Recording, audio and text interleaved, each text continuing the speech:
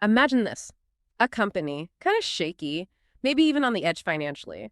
Suddenly, it's set to merge with this massively capitalized new venture, one with some pretty significant political connections.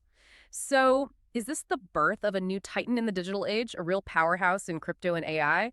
Or is it maybe the ultimate high stakes gamble, one of the world's most volatile sectors? A house of cards just waiting. We're diving into a story of reinvention, huge ambition, and some really significant, unique risks. Welcome to the deep dive. Today we're peeling back the layers on Gryphon Digital Mining, ticker GRYP as it was, and its pretty profound transformation into American Bitcoin. Our main source today is a detailed stock research report. It's from a senior financial analyst in equity research, giving us an August 31, 2025 snapshot. The stock price then, $1.54 a share. Yeah, and our mission here is really to cut through all the noise surrounding this. There's a lot of it. We want to pull out the most important bits of information from this complex event and help you understand what this transformation really means. Separate the really ambitious vision from the, frankly, immense challenges. Get a clearer picture of what this new thing actually is. Right. So today we're breaking this fascinating story down into two parts. First up, we'll unpack the core business, look at the new management team taking over, and dig into the financial history that really forced such a dramatic change. Then we'll pivot. We'll look at market sentiment, the ownership structure, which is interesting, and the pretty formidable risks ahead. Then we'll try to wrap it all up. Before we jump in, just a quick note, like and subscribe to Stock Analytics AI. For just €4.99 a month, members get priority deep dives on tickers like this one. And over the next few months, we're covering all of the S&P 500 stocks, and members get exclusive priority access. Or if you just want a one-off deep dive on a specific company, just drop us a super thanks. We appreciate it. Chapter 1, Business Analysis. A miner reborn. Okay, let's dive right into Chapter 1. Let's unpack the business itself. What was Gryphon Digital Mining, really? And how is it being reborn as American Bitcoin? Is this like a phoenix rising from the ashes, or maybe just slapping a new name on a shaky foundation? Well, historically, Gryphon was a relatively small player, a pure-play Bitcoin miner. They did make a point of their ESG principles. They had this net carbon negative strategy using 100% renewable energy. So that was their niche, kind of. Revenue was simple. Block rewards, transaction fees, you mine Bitcoin, you get paid in Bitcoin. Pretty straightforward model, really. Okay, straightforward. And then, boom, August 27, 2025, everything changes. Stockholders approve the merger with American Bitcoin. And this isn't just a tweak, it completely transforms that old model, right? The new company, American Bitcoin, trading as ABTC. It's way more than just a new name. It's a whole new strategy, a whole new level of ambition. Absolutely. It's a fundamental shift. The new American Bitcoin is built on three really ambitious pillars. First, the obvious one, massive scale Bitcoin mining. They're not just playing around anymore. The aim is to be the world's largest, most efficient, pure play Bitcoin miner. We're talking scaling up massively, targeting 100 megawatts initially, but eyeing, get this, 1 gigawatt, huge. Second, strategic Bitcoin reserve accumulation. So they're not just mining and selling right away. They plan to hold Bitcoin as a treasury asset. And they've got serious capital for this, that $240 million private placement. A chunk is earmarked for buying Bitcoin and new gear, but maybe the most interesting part, the real game changer, is the third pillar, an aggressive push into AI and high-performance computing, HPC. They're leveraging their energy and data center know-how, building a whole separate, potentially high-growth business line. Plans are for 125 megawatts of AI capacity by end of 2026. Long-term vision, 4 gigawatts. So this isn't just about crypto anymore. It's about diversifying, building this broader digital infrastructure thing, a hedge against Bitcoin swings, Wow, okay. That is a massive shift. So it's not just about mining Bitcoin anymore, not by a long shot. What does this multifaceted approach actually mean for what they offer? What's the product now? Exactly. The core product is still, newly minted Bitcoin. That doesn't disappear. But they're expanding way beyond that. They'll also be providing raw computational power. Think AI model training, scientific research, that kind of heavy lifting. So they're positioning themselves less as just a miner and more as a genuine digital infrastructure provider. It's a much broader play. And before this merger, Gryphon was, let's be honest, a pretty small fish, barely noticeable. But this move, especially doing it as a reverse merger, basically skipping a traditional IPO, is meant to launch American Bitcoin straight into the big leagues, right? Competing with giants like MRA Holdings, Riot Platforms. The ambition is huge. Market leadership, 1GW Bitcoin, 4GW AI HPC. Yeah, and what's really compelling, or at least what they're selling, is this new value proposition. It's about being vertically integrated, low-code, large-scale digital infrastructure. And the key, the absolute linchpin, is getting ultra-low-cost power, like aiming for maybe $0.01 per kilowatt hour. possibly from flare gas. The idea is if they can nail that power cost, they can be profitable even if Bitcoin's price takes a nosedive. That's the competitive edge they're chasing. Okay, that makes sense. But this huge reinvention, it's not happening in a bubble, is it? There are big industry trends pushing things this way.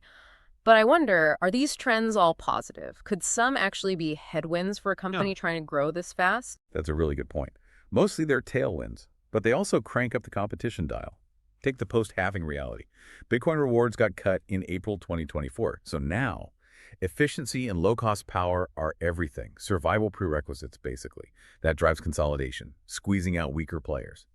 Then there's the huge AI pivot. Lots of miners are realizing, hey, we're good at energy and data centers, and jumping into the booming AI HPC market. More competition there, too. Of course, you've got the Bitcoin bull market. Institutional money flowing in via those ETFs approved early 2024. Bitcoin hitting, over $111,000 in 2025. It's a huge revenue boost, but it also attracts more miners. And finally is a global race for cheap power. Everyone's scrambling for low-cost energy deals in places like Texas, the Middle East, Africa. So securing those deals gets harder and more expensive. Right, so aiming for the top spot means facing some serious rivals. Who are the main competitors American Bitcoin is up against? Oh yeah, they're stepping into a ring with heavyweights. You've got MRA Holdings, a global leader, massive Bitcoin treasury, Riot Platforms, known for vertical integration. They have the biggest facility in North America. And CleanSpark, often praised for operational smarts, big hash rate, also holding a lot of Bitcoin. American Bitcoin has some serious catching up to do to match the scale and track record of these guys. It's going to be a fight. Definitely a tough crowd. Okay, beyond market rivals, what about the regulators? Does the regulatory environment throw up its own hurdles? It definitely does. By 2025, the U.S. landscape is, let's say, maturing, but still pretty complex. You've got the Genius Act from July 2025, giving a first federal framework for stablecoins. That's progress. There's ongoing work like the Digital Commodity and Security Act, trying to sort out who regulates what between the SEC and CFTC. That clarity is still developing. Importantly, though, the SEC did offer guidance in March 2025, basically saying proof-of-work mining itself isn't necessarily a security offering. That was helpful for miners. But you still have state rules, like California's DFAL needing licenses, and everyone has to deal with federal AML KYC rules from FinCEN. Anti-money laundering, know your customer, standard stuff for financial operations, but still a hurdle. Okay, so lots of rules, big competitors. What stops just anyone with deep pockets from jumping in? What are the real barriers to entry here? They're pretty huge, honestly. First off, extreme capital intensity. You need hundreds of millions, maybe billions for the latest ASIC miners. And building these huge data centers, it's incredibly expensive. Then, energy procurement. This might be the biggest hurdle, securing gigawatts of low-cost, long-term power. That takes serious expertise, connections, and financial credibility. It's not easy. You also need deep technical and operational expertise. Running these things is complex. Data centers, electrical engineering, networks, it's specialized stuff. And finally, just navigating that multi-layered regulatory burden we talked about. It's costly and time-consuming. It really weeds people out. Okay, sounds tough. But despite all that, what specific advantages does this new American Bitcoin entity bring? What makes them think they can pull it off? They do have some key differentiators, or at least potential ones. The brand strength itself, American Bitcoin, is potent. And having Eric and Donald Trump Jr. involved brings instant, massive recognition. Now, that's a double-edged sword, right? It brings political risk, too. But it definitely gets attention. Second, their whole strategy is built around cost advantages and economies of scale. That power-first approach, aiming for maybe 0.001 kilowatt or water, if they achieve that, it gives them huge leverage, like when buying hardware in bulk. And lastly, some unique assets. Hut 8 brings a proven operational backbone. Eric Trump potentially brings political capital for navigating regulations, maybe getting land deals. And the whole integrated strategy itself, mining, treasury, AI HPC, is ambitious and fairly unique at this proposed scale. It's that blend of operational know-how and strategic influence. Chapter 2. Management evaluation. New captains at the helm. All right, Chapter 2.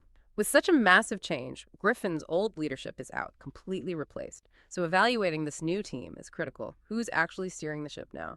Yeah, the new leadership is really a mix of proven operational skill and high-level strategic connections. You've got Asher Janut, the CEO of Hut 8. He's young but very experienced. Co-founded U.S. Bitcoin Core, built up a portfolio of 730 MLW. He's been driving Hut 8's power-first strategy. And their Q2 2025 results were strong, decent revenue, pretty hefty net income, shows he can run the operations. Then there's Michael Ho, executive chairman of American Bitcoin, a real pioneer in mining, been in since 2014. Also co-founded USBTC. He's got expertise in M&A, turning businesses around. And notably, he won a big jury verdict, like $138 million, against Marathon Digital over an energy deal gone bad. Shows he's a tough negotiator. And of course, Eric Trump, as Chief Strategy Officer, EVP of the Trump Organization. He brings that immense brand recognition and a direct line to a powerful political network. He's been very vocal, saying they want to be the biggest and lowest cost miner out there. Okay, so you've got Janute, Ho, and Trump. What's the thinking behind this specific team? How is this combination meant to tackle those big challenges, especially getting cheap power and navigating the regulations? It seems very deliberate, almost custom-built for those challenges. Janute and Ho bring that crucial operational grit. They know how to build and run the infrastructure, how to negotiate those complex power deals. That's their track record. Eric Trump brings a different kind of capital, strategic, political threat. His network could potentially smooth the path for regulatory approvals, maybe help secure land deals, or even influence energy policy discussions. Especially critical when you're trying to build massive energy projects. It's a potent, if somewhat unusual, combination. What about transparency and ethical reputation? How does this new venture look, especially with those high-profile political ties? Well, Hut 8, being a public company already, has a history of financial reporting, public calls, that sort of thing. Janute and Trump have been out there, like on CNBC, talking about the venture. But yeah, the Trump family involvement inevitably brings intense scrutiny. Questions about potential conflicts of interest are constantly raised, especially given Donald Trump's political standing. Eric Trump says there are no conflicts, but the perception, it lingers. And Michael Haas' past lawsuit, while a win for him, also highlights just how contentious and high stakes this whole industry can be. Makes sense. So how's this new team planning to use its money? What's the capital allocation strategy? It's all about growth. Hypergrowth, really. Think venture capital style. That big $220 million private placement, it's specifically for buying new mining rigs and beefing up that Bitcoin reserve they want to hold. Strategic M&A is also clearly part of the playbook. I mean, the company itself was formed through mergers, Hut 8, merging with USBTC, then this reverse merger with Gryphon. They've hinted they're hungry for more deals, maybe looking at assets in Asia even. And forget about share buybacks or dividends, at least for now. That's not the focus. It's a capital-intensive business, and they're plowing everything back into expansion. Right. And for you, the listener, return on invested capital, ROIC, is a really key metric. How good is this management team at actually making money from the money they invest? Yeah, that's the billion-dollar question, isn't it? Gryphon's historical ROIC. Deeply negative. They were losing money consistently. For the new American Bitcoin, it's purely speculative right now. It's a brand new entity with a brand new plan. However, Hut 8's recent Q2 2025 results, showing that significant net income, suggest that Asher Ganute's team can allocate capital effectively, at least in their prior setup. Ultimately, American Bitcoin's future success and its ROIC will depend entirely on whether they can actually deploy all this new capital efficiently and generate strong, positive returns from these massive investments in mining and AI. That's the test. Chapter 3, Financial Analysis. From negative equity to a new beginning. Okay, Chapter 3. Let's dig into the financials. Gryphon's past is, well, it's a story of real financial distress. It makes it crystal clear why this merger wasn't just a nice-to-have. It's pretty much a lifeline. Oh, absolutely. The picture was grim. Gryphon's market cap was small, just over $127 million. And they were facing delisting from NASDAQ, hence that 5-for-1 reverse stock split just to keep the share price up. Revenue growth flatlined, around $20 million a year. Just couldn't scale or compete effectively as a small miner. And the profit margins, disastrous. Gross, operating, net, all deep in the red. We're talking negative 63% gross, negative 175% operating, negative 163% net on a trailing 12-month basis. Just unsustainable. They were burning cash like crazy. Consistently negative free cash flow. Less than a year cash runway left. Serious, serious stress. Earnings were just consistently negative too. Big losses year after year. It was a company, frankly, on the brink of insolvency. Wow, those numbers are stark. Really paints a picture of desperation almost. So what did their balance sheet look like right before this merger deal? How stable were they? Not stable at all. The balance sheet was incredibly precarious. They had about $5.5 million in debt, which isn't huge in itself. But the killer was the negative total shareholder equity, minus $11 million. When your liabilities exceed your assets like that, you have negative equity. It results in a negative debt-to-equity ratio, which basically means technical insolvency. The merger was absolutely a rescue mission. Their current ratio, which measures ability to pay short-term bills, was only 0.25. That signals a severe liquidity crisis. They couldn't meet their immediate obligations. And dividends, of course not. They weren't profitable. It was all about survival at that point. Okay, so given that disastrous history, how on earth do you value a company like this that's undergoing such a radical transformation? The past performance is clearly useless as a guide. Exactly. For the old Gryphon, trying to use relative valuation, like comparing PE ratios, pointless. Negative earnings make that impossible. The past is just irrelevant for valuation now. Yeah. So to value the new American Bitcoin, you have to look forward. You use intrinsic valuation, typically a discounted cash flow or DCF model. But, and this is a big but, it's incredibly challenging. Why? Because so much depends on the future price of Bitcoin, which is famously volatile. So any DCF here is really more of a sophisticated sensitivity analysis. What happens if Bitcoin does this, and if they achieve that power cost? Just for educational purposes, to illustrate, a simplified DCF model for the post-merger American Bitcoin might suggest an intrinsic value somewhere in the range of, say, $1.10 to $2.50 per share. That's on a post-split basis. That's quite a wide range, $1.10 to $2.50. And like you said, the DCF is only as good as its assumptions. What were the really critical assumptions driving that particular educational model? You hit the nail on the head.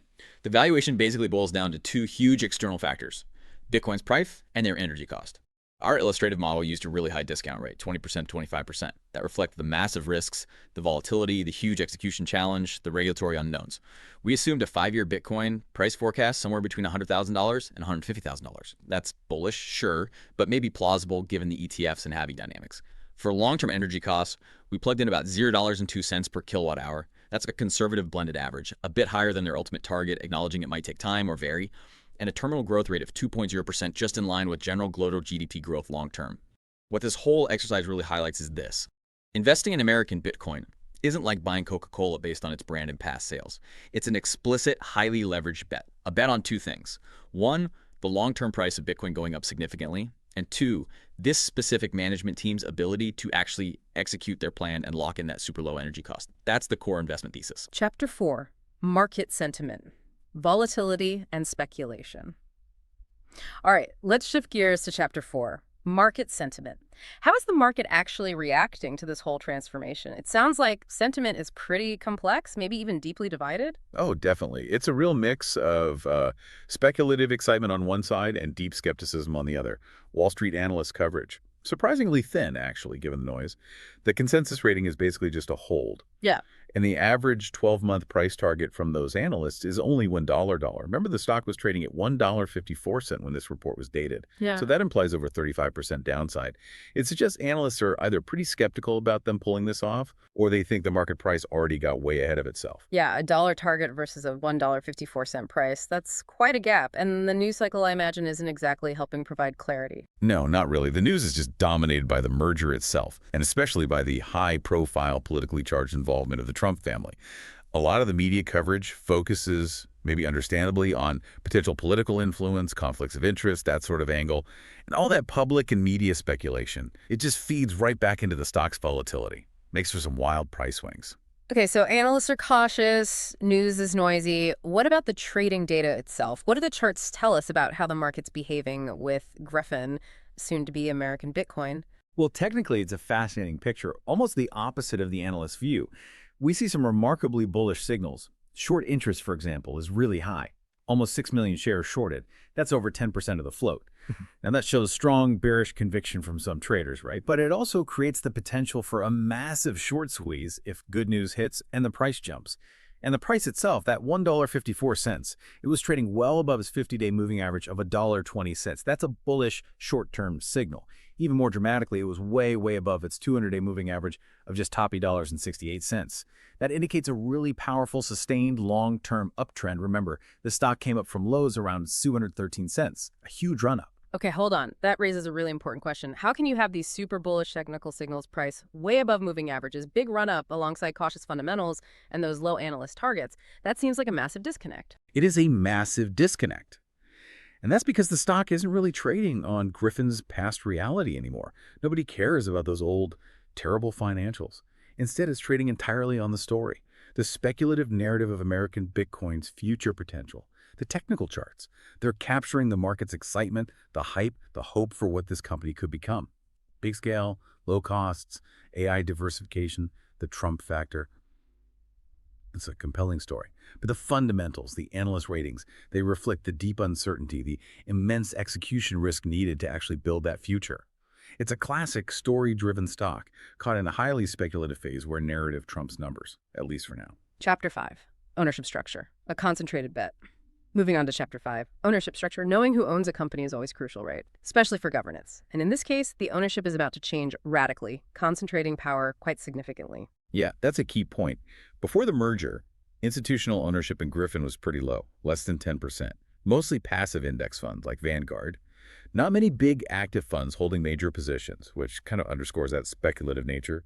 Insiders owned about 13%. But interestingly, in the few months leading up to August 2025, there were 0 insider buys on the open market, but 4 insider sells. They got rid of over 1.4 million shares.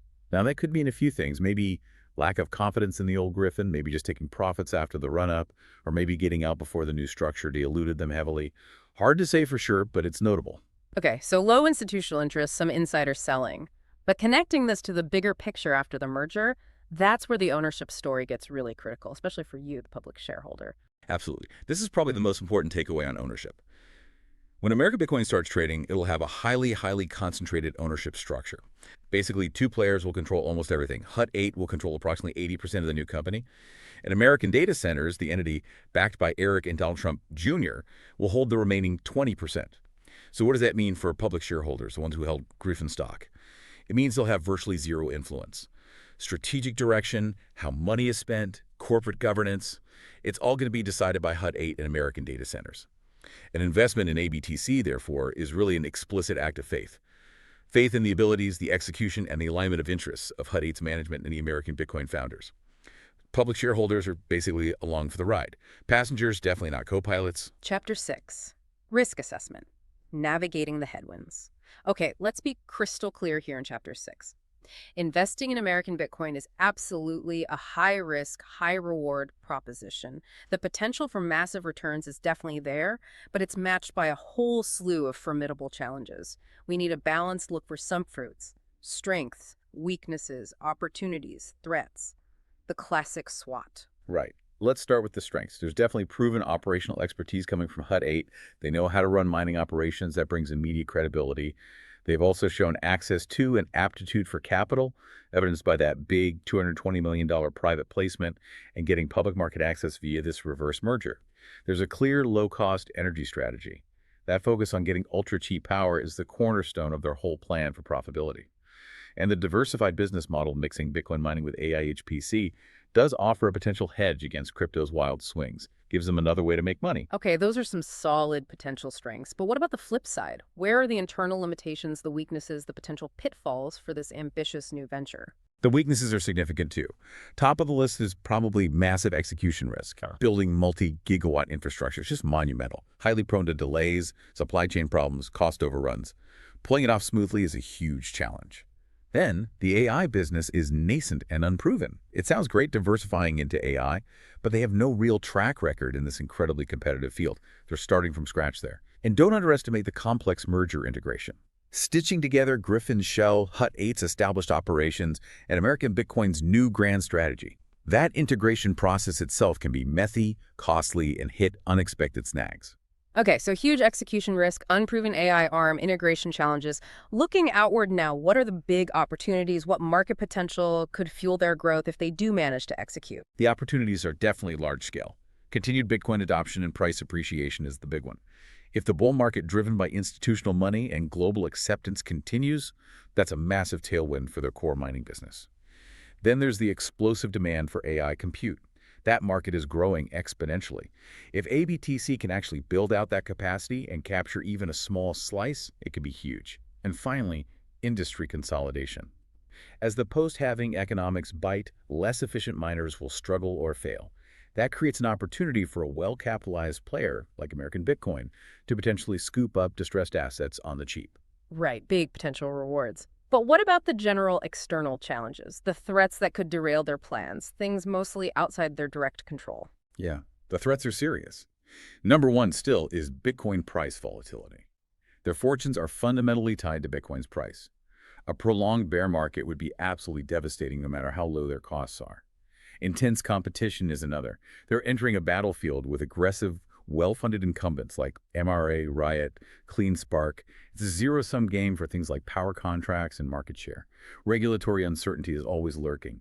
Future rules on energy use, crypto taxes, asset classification, any of those could impose significant costs or restrictions. And general macroeconomic factors matter too. High interest rates make borrowing more expensive for expansion. Inflation drives up operating costs. Those wider economic trends can definitely impact them. Okay, and now drilling down into a really specific threat, one we touched on earlier, that becomes particularly relevant because of the Trump family connection. Trade policy. How does that play out? This is a really interesting and specific threat, yes. In 2025, the Trump administration actually imposed significant tariffs on ASIC mining hardware.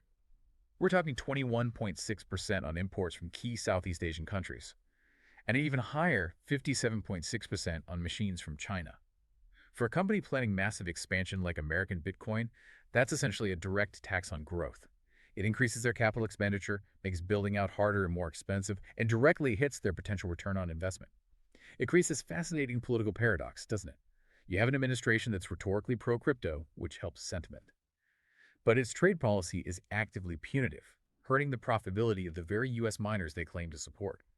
And for American Bitcoin specifically, their high-profile political branding becomes that double-edged sword again. Sure, it might open some doors, but it also makes them a very visible potential target for unfavorable regulatory scrutiny or policy changes, especially if political winds shift. It adds this unique layer of political risk that most of their competitors simply don't have to the same degree. Chapter 7. Conclusion. All right, we've covered a ton of ground in this deep dive. Let's try to synthesize our findings here in Chapter 7, give you a clear picture of American Bitcoin's prospects. Okay, so the bull case, the argument for American Bitcoin, really rests on a few key points. There's the sheer vision and scale of the gigawatt ambition, backed by significant capitalization. There's the low-cost producer strategy, that relentless focus on getting ultra-cheap energy. You have proven operational leadership from the experienced Hut 8 team. The diversified revenue model, bringing in AI and HPC as a hedge. And finally, that unique mix of strategic capital and branding that comes with the Trump involvement, for better or worse. That's the optimistic view. Okay, that's the bull case. But what about the counter-argument? Let's quickly recap the immense risks we discussed, the things that make up the bear case. Right, the bear case is equally compelling, frankly. Number one is that extreme execution risk. Can they actually build this massive infrastructure successfully? It's a huge question mark. There's the heavy dependence on Bitcoin's price. High volatility remains a fundamental risk factor. You have intense competition from established, well-funded market leaders who won't give up market share easily. Those geopolitical and trade headwinds, especially the U.S. tariffs, directly impacting their hardware costs. And finally, that unique political risk tied to the company's branding, that double-edged sword we keep mentioning. And just as a reminder, our educational valuation model did give us a potential range for this new entity. That's right. Our simplified educational DCF model suggested an intrinsic value for the new American Bitcoin entity, somewhere between $1 and $2.50 per share, calculated on a post-split basis. So, wrapping it all up, what does this mean for you, the listener, especially looking at Gryphon's market price just before this transformation officially happens? Well, Gryphon's market price at $1.54 pre-split seems to already be baking in a lot of that future potential. It assumes a pretty high degree of execution success, landing it squarely in the middle to upper end of our educational value range. So the investment thesis here isn't really about buying an undervalued asset today. It's much more like a forward-looking venture capital style bet. It's a bet on this specific new management team's ability to execute an incredibly ambitious, incredibly complex business plan in one of the world's most dynamic and volatile industries. It's a bet on the vision, yes, but maybe even more so, it's a bet on near flawless execution. And here's a final provocative thought for you to mull over.